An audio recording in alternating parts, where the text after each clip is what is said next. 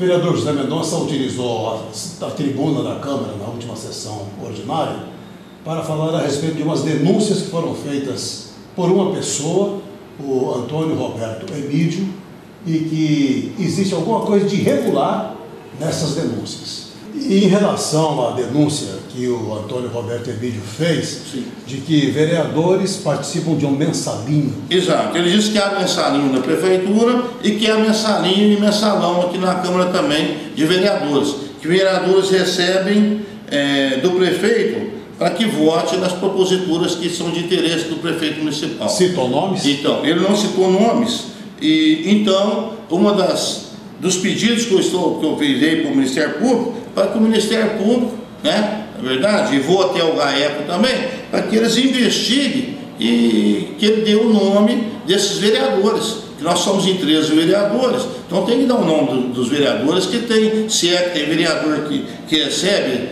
esse mensalinho, então que ele decline os nomes. Você não tem conhecimento de nenhum caso de vereador que recebe mensalinho? Não tem. Se eu tivesse, você pode ter certeza disso, que eu já teria denunciado. Eu desconheço totalmente. Mas eu acho e quero apurar até o fim. Se tiver algum vereador que recebe, terá que ser apurado e ele vai ter que ser punido. Quando é que o senhor espera que o GAECO venha tomar alguma providência? É difícil eu te responder isso, mas eu vou para São Paulo amanhã, eu vou estar com o secretário da Agricultura, o Arnaldo Jardim, e eu devo votar na quinta-feira. Ou eu vou na sexta-feira ou na segunda-feira no GAECO em Franca.